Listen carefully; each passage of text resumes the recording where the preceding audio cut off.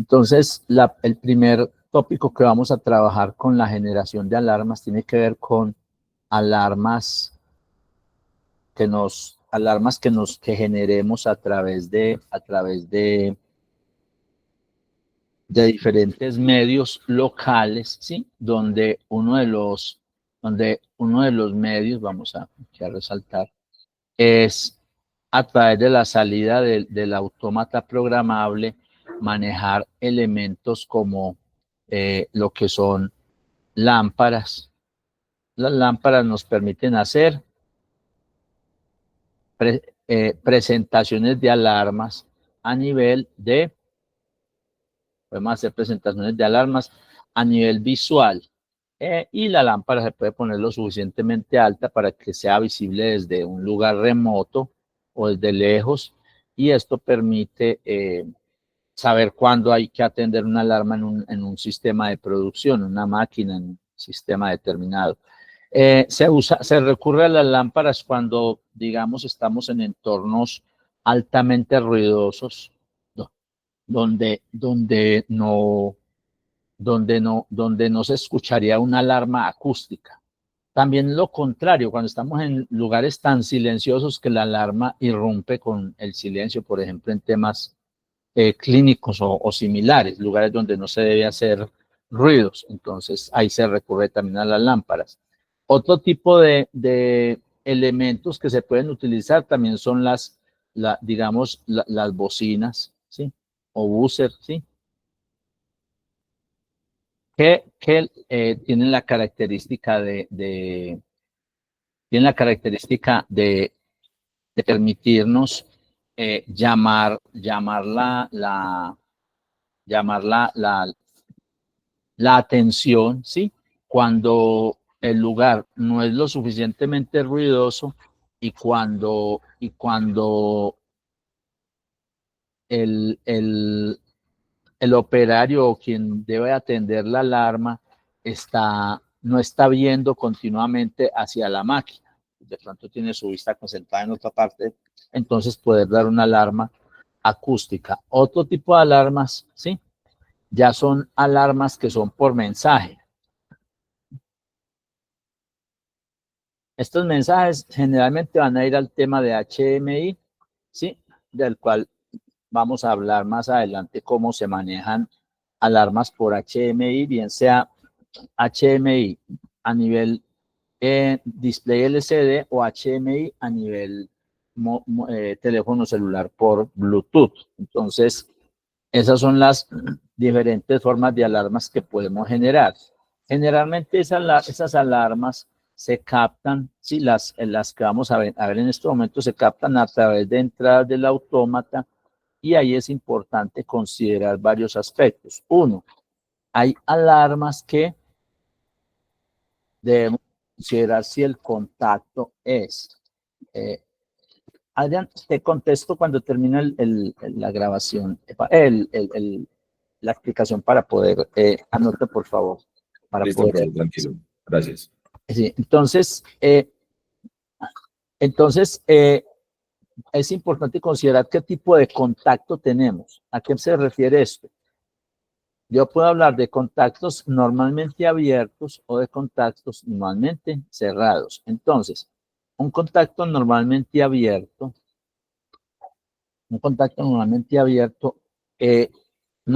se va a activar, ¿sí? Cuando ocurre el evento. Entonces se va a cerrar, ¿sí? Y el contacto normalmente cerrado se va a abrir cuando ocurre el evento. Entonces, ¿cuál es? En muchos casos, cuando estemos revisando alarmas, ¿sí?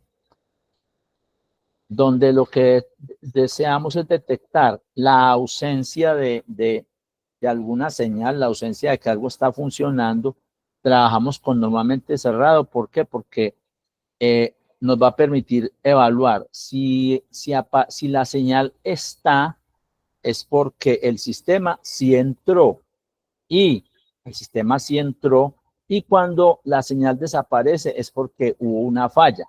Entonces, si el sistema está apagado o si hay falla, entonces se abre el contacto y eso genera la alarma. En ese caso usamos normalmente cerrado, pero cuando de lo que se trata es no de detectar si el sistema está abierto o cerrado, sino que lo que se trata es de detectar la ocurrencia, ¿sí? La ocurrencia de la falla, ¿sí? Cuando solamente la ocurrencia de la falla ocurre cuando la variable rebasa un valor, ¿sí? Por ejemplo, cuando se sube una corriente eléctrica, cuando se sube una presión, cuando un nivel desborda cierto nivel de líquido, desborda cierta marca. Entonces, en ese caso se genera la alarma, ¿sí? Entonces, es importante considerar esto, si el contacto que vamos a utilizar es normalmente abierto o normalmente cerrado, y eso va a depender, ¿sí? Del tipo de señal que estemos manejando, de la situación que estemos revisando. Entonces, se usa normalmente cerrado cuando queremos detectar falla por ausencia de información o de la señal, ¿sí? Entonces, se usa mucho, por ejemplo, en las cadenas de seguridad de líneas de producción. Entonces, ahí se utiliza eso. Y también cuando hay falla porque alguna variable rebasó un nivel.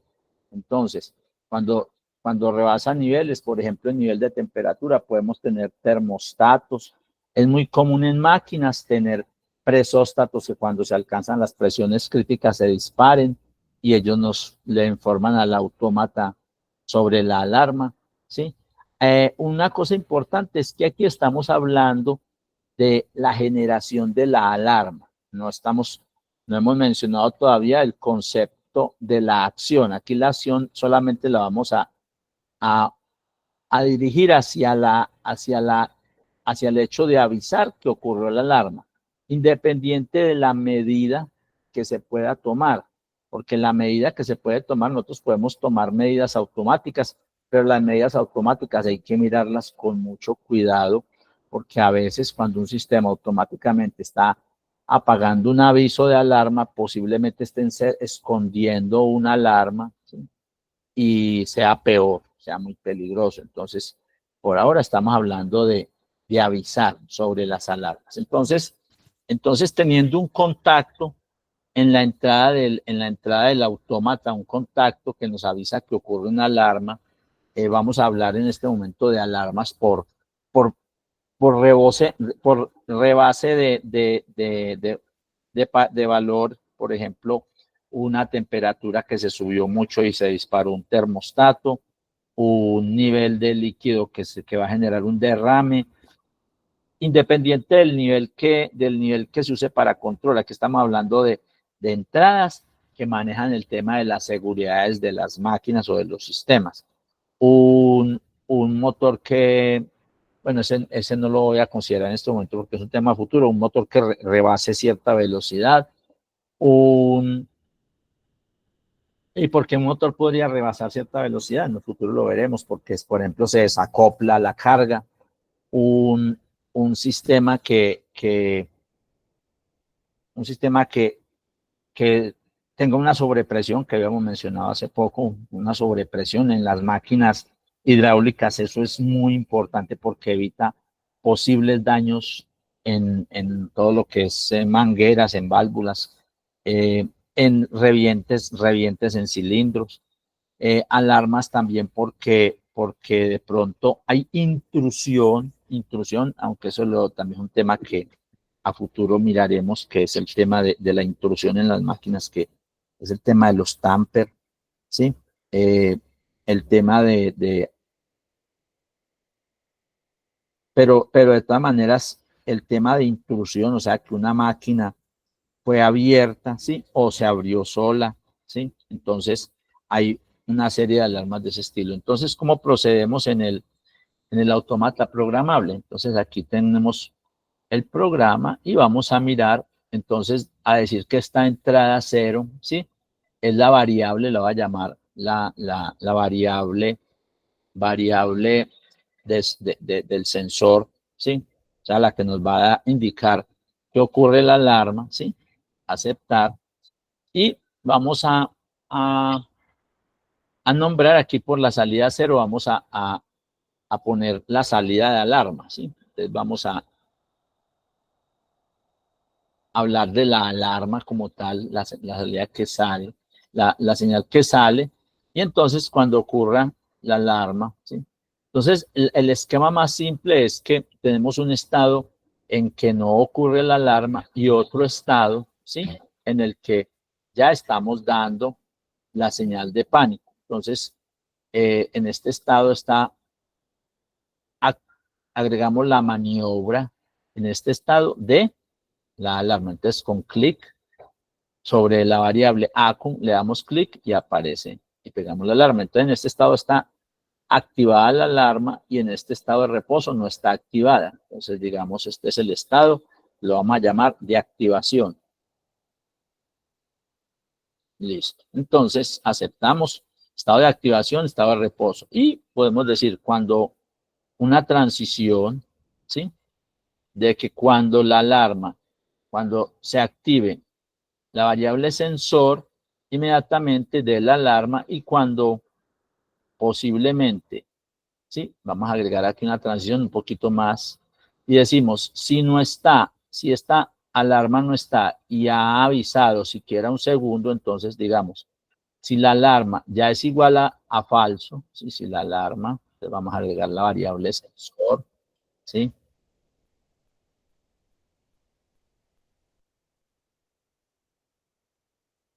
La variable sensor, ¿sí?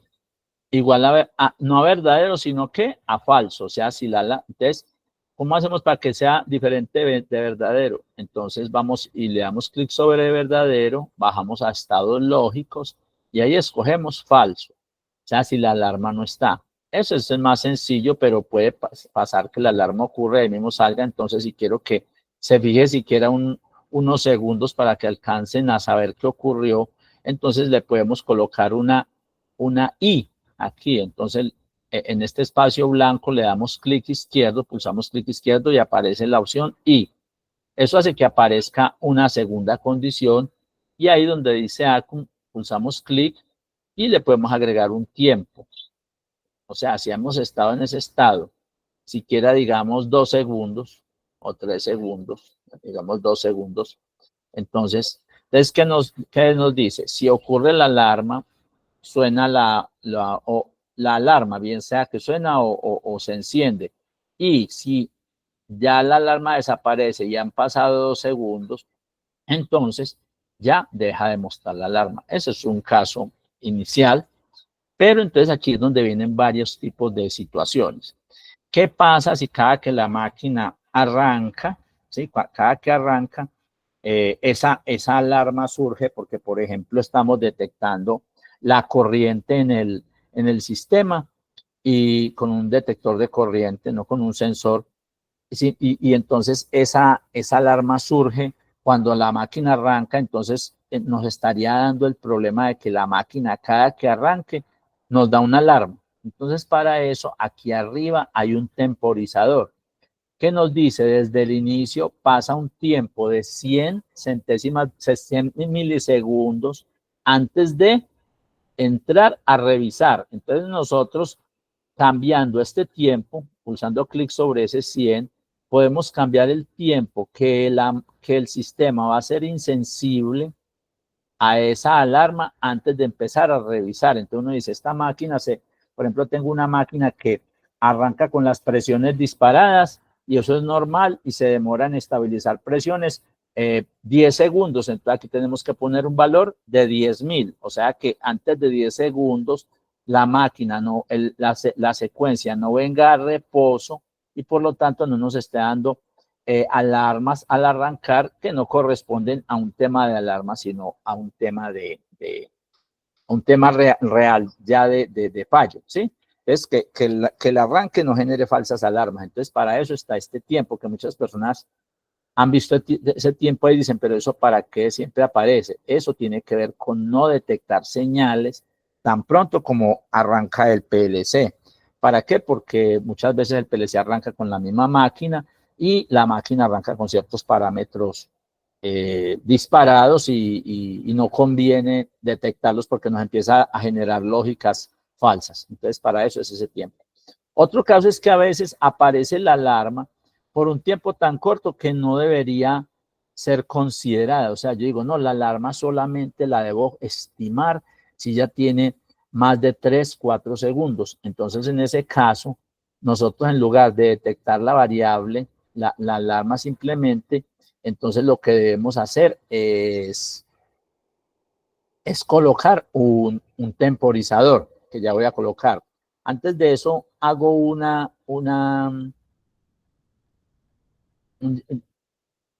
aclaración. Cuando estamos detectando alarmas, uno podría pensar que va a detectar el momento en que ocurre la alarma, o sea, coge un RAIS.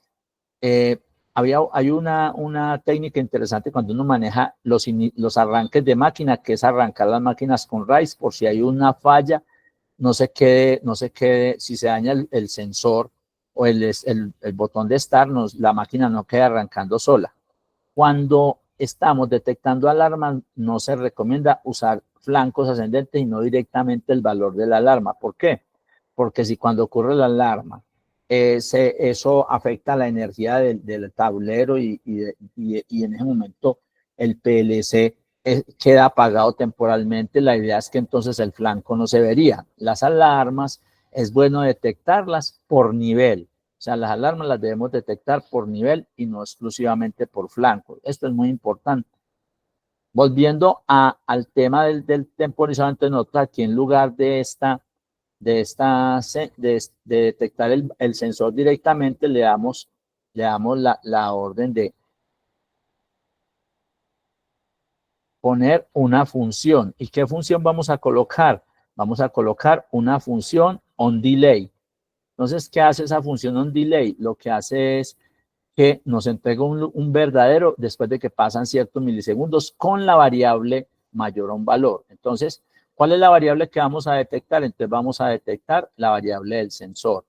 ¿Cuánto tiempo? Digamos que después, puedo darle clic acá, me aparece aquí constantes. Y ahí le decimos que un valor numérico me aparece aquí abajo. Les voy a decirle que si esa variable está activada 3 segundos, entonces, ¿sí? Y el valor de comparación podemos dejar ese 1000, que es un valor intermedio. Estos son unidades de ADC o unidades que estemos trabajando. Si son unidades de ADC, sabemos que la variable va a medir entre 0 y 4000. Vamos a dejar 1000. Pero ya si nosotros necesitamos luego mirar qué valor da un sensor, lo podemos hacer a través del trazado de variables. Entonces, ahí ya colocamos ese temporizador y miren cómo queda. Dice, si hay un retardo en ese sensor de 3 segundos, entonces cree la alarma. Esto es muy distinto este concepto de revisar un sensor y contar el tiempo. Este tiempo de acá es el tiempo del estado. O sea, si yo llevo 10 segundos en el estado, ya se cumple esta condición de que es mayor que 2. Entonces, si en cualquier momento ocurre que el sensor se apaga, pasa a este estado. Entonces, mire que es muy distinto a, en cambio, Este lo que dice es, si ese sensor está activo, o sea, está mayor que 1000, o sea, está activado durante los 3 segundos, entonces salte a este estado, independiente de cuánto tiempo lleváramos en este estado. Esto en el MGDMod no lo había, o tocaba hacer MGDMod es el software de 8 bits, había que hacer una serie de estrategias creando un estado intermedio donde cuando ocurre la alarma de ese estado para contar el tiempo. Aquí no hay que tener un estado intermedio, sino que directamente sobre la transición se coloca la función on delay y ella me dice si el sensor está activado. Entonces miren lo que ocurre, que ya cualquier disparo corto o ruido no me va a generar la alarma y solo si ella está en forma persistente, en este caso durante 3 segundos, ella me va a permitir detectar el problema. Ahora, lo normal es que ya para alarmas rápidas, entonces uno en lugar de estos 3, en lugar de los 3 segundos, uno también puede colocar, digamos, décimas de segundo. O sea, yo puedo colocar 100 milisegundos.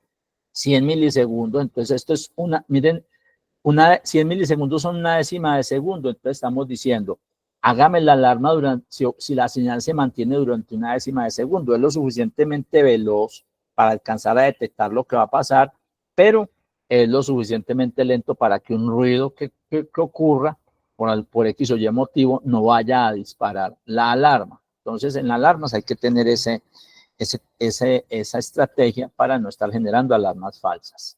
Adriane iba a preguntar algo.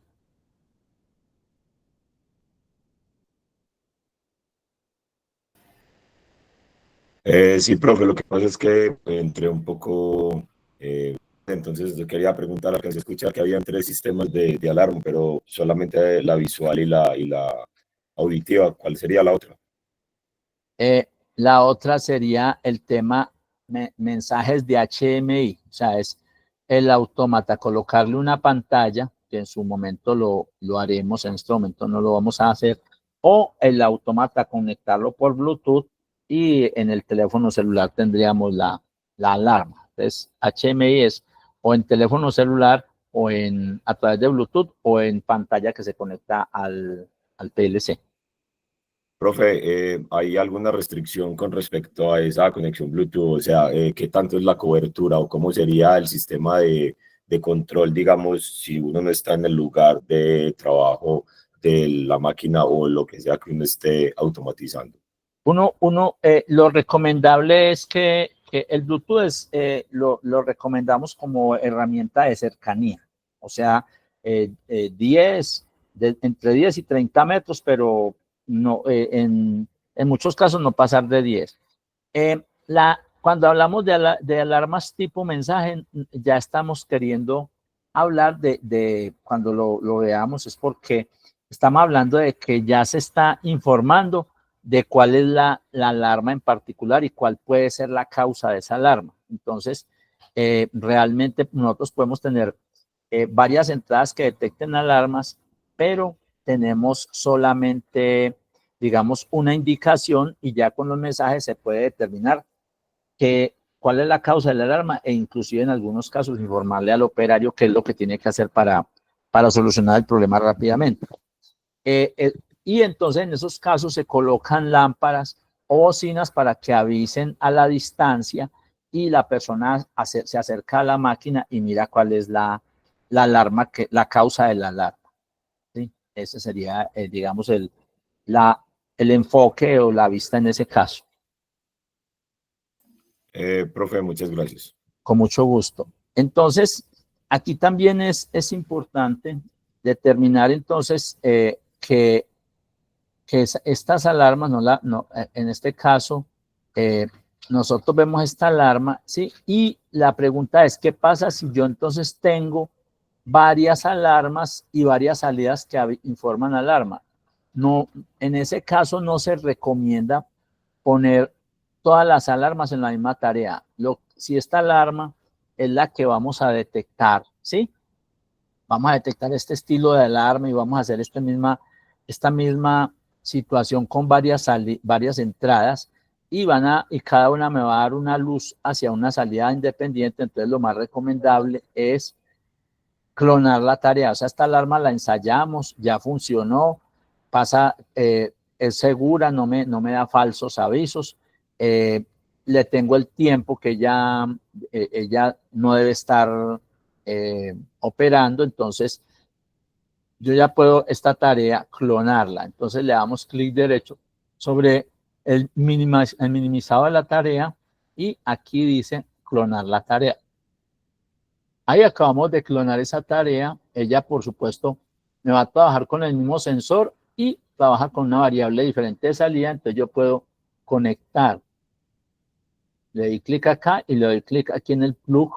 Entonces ya trabaja con la nueva variable y a la salida le conectamos otra salida y si vamos y miramos la secuencia, entonces es la misma secuencia, pero ya observando, vamos a observar, trabaja con la entrada 1, el tiempo es el mismo.